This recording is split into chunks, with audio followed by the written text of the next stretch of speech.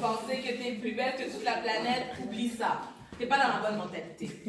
Je vous pose la question parce que je dois vous dire, mes chères filles, que vous êtes toutes des femmes qui avaient de la valeur et vous êtes toutes parfaitement créées. Vous avez toutes été parfaitement créées, même celles qui n'ont pas levé la main là. Une autre chose, je ne peux pas partir d'ici tant que vous n'avez pas compris à quel point vous avez été créées à la perfection. Ça veut dire que vous êtes non pas seulement belle, mais vous êtes très belle. Vous êtes parfaite, telle que vous êtes. Avec les traits que vous avez, le nez que vous avez, les yeux que vous avez, les cheveux, le teint, peu importe. Vous êtes très belle. Parce que Dieu là-haut, quand il était en train de vous créer, de vous former, il a pris son temps. Et il a fait à la perfection. Et peut-être que là, vous vous dites encore, ok, Nifa, c'est bien beau.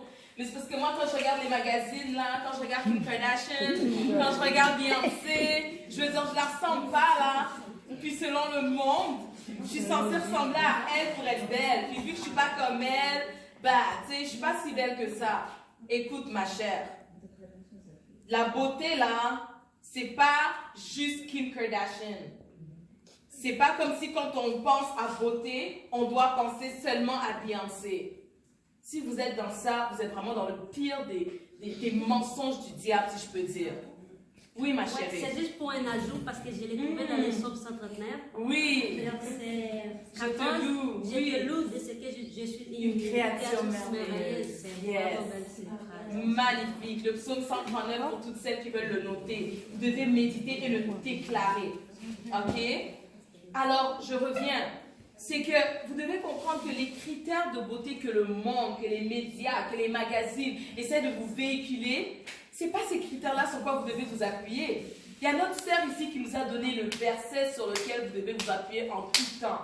Dès que vous regardez un magazine ou quelque chose à la télé, vous voyez une star et vous vous dites « Waouh, elle est vraiment belle ». Puis là, vous vous regardez et vous êtes comme « Oh, je la ressemble pas, ça veut dire je suis vraiment laide ». Vous devez refuser cette pensée-là dans le nom de Jésus.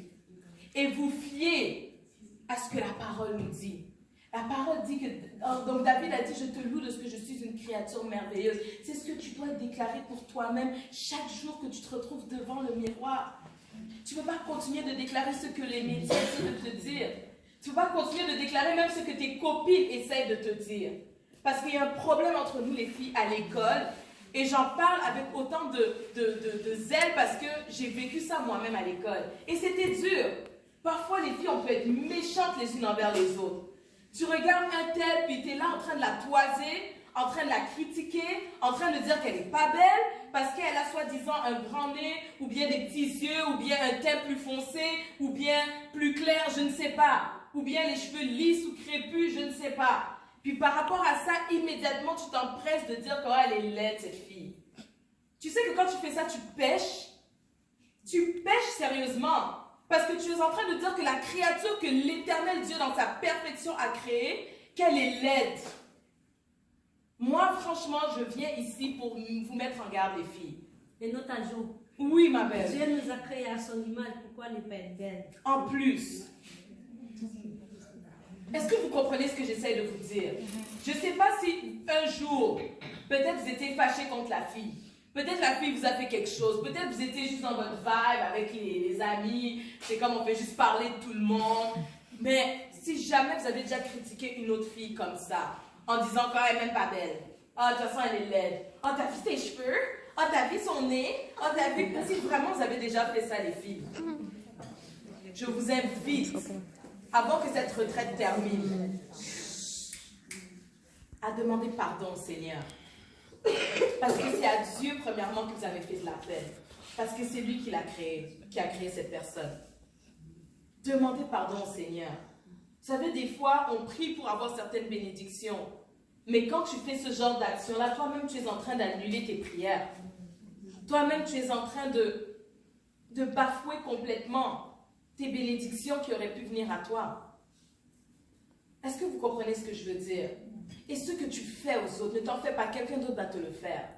Si c'est facile pour toi de critiquer les autres, si c'est facile pour toi de te moquer des autres, de rabaisser les autres qui sont différentes de toi, quelqu'un le fera avec toi. Peut-être un homme, peut-être un autre groupe de filles, peut-être, je ne sais pas. Mais ce que tu sèmes, tu vas le récolter. Nous sommes toutes différentes. Nous sommes toutes uniques. Mais nous sommes toutes belles. Est-ce que tu peux dire à la fille à côté de toi, tu es magnifique? Tu es magnifique. Dis-le à l'autre personne à côté de toi. Tu es magnifique. Dis-le à la personne derrière toi. Prends mon téléphone.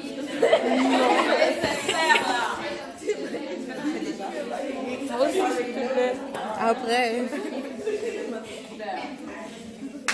Ok les filles. Ensuite.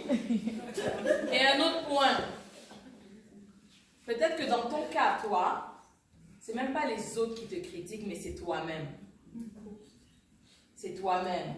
Peut-être les autres te disent, oh, tu es magnifique, comme vous avez fait là. Mais toi-même, mais toi-même, quand tu te regardes dans le miroir, tu es comme, ah, c'est vrai qu'elle dit, je suis magnifique. Regarde mes yeux, regarde mon nez, regarde ma bouche, regarde. Donc toi-même, tu es celle qui te critique. Même quand, attends chérie, même quand tu fais ça, tu pèches. Parce que tu rabaisses en fait la merveilleuse personne que tu es. Et j'aimerais t'encourager, non pas seulement à demander pardon à Dieu, mais à te demander pardon à toi-même. Pour toutes les fois où tu t'es regardé et tu as douté du fait que tu étais belle et que tu étais magnifique. Tu es parfaite telle que tu es. Parfaite. Alors je veux maintenant que tu le dises pour toi-même. Je suis magnifique. Je suis magnifique. Encore. Je suis magnifique. Non, je ne veux pas regarder la personne, mais il y en a une là, franchement, tu n'as pas l'air convaincue. Je suis magnifique. Je suis magnifique. Ok, là c'est mieux. Okay. C'est important les filles. C'est tellement important, c'est la base de tout. C'est la base de tout. Si tu ne connais pas ton identité, ta valeur, je ne sais pas, j'ai rien d'autre à t'enseigner. C'est la première chose. C'est la première chose. Si je prends un billet d'argent de 100 $, admettons, et que je le chiffonne, je le jette par terre, je marche dessus, je l'écrase. En reprenant ce billet-là, est-ce qu'il va encore valoir 100 $? Oui. Si je prends ce billet totalement chiffonné et que je te le donne, est-ce que tu vas vouloir le prendre? Oui. Vite même, hein? Sans hésiter. J'aime donner cet exemple, les filles. Ensuite, j'aime donner cet exemple parce que parfois, effectivement, on a vécu des choses dans notre vie, des choses dures, des choses lourdes, comme par exemple de l'abus. Ça peut être de l'abus verbal, quelqu'un qui t'a toujours abaissé, oh mais toi de toute façon t'es pas belle, oh toi de toute façon t'es bonne dans rien, oh toi de toute façon t'es pas intelligente. Les gens qui vous parlent comme ça sont en train d'abuser de vous verbalement. Ou bien un homme qui a dit, ah oui je t'aime, c'est avec toi que je vais être et tout, next thing you know, il est en train de te tromper avec une autre fille. Ça aussi c'est de l'abus, de l'abus émotionnel. Après il revient vers toi, non mais c'était toi en fait, c'est toi que j'aime. Mais, tu sais, vous riez, mais vous savez que c'est des réalités, right? Ouais. Donc là, finalement, tu as vécu toutes ces choses-là, ou bien pire, peut-être que tu as vécu de l'abus physique. Quelqu'un qui a abusé de toi physiquement en te frappant, ou bien sexuellement au travers d'un viol, ou des attouchements qui t'ont vraiment fait sentir mal à l'aise. Et là, tu penses à tout ça et tu te dis, mais waouh, Nifa, comme c'est bien beau, je suis une belle créature et tout, valeur, mais avec tout ce que j'ai vécu, puis c'était pas de ma faute. Attends, ma chérie, c'était pas de ma faute. C'était pas de ma faute, mais j'ai quand même vécu ça.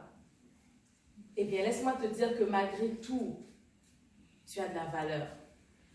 Parce que ce billet-là de 100 $, malgré que je peux l'avoir chiffonné, abusé de lui en l'écrasant, si je te le donne, tu le voudras encore parce que tu reconnais qu'il a encore de la valeur. Et c'est la même chose avec toi. Peu importe ce que tu as pu vivre, peu importe, ta valeur n'a pas changé. Et la première personne qui doit en être convaincue, c'est toi.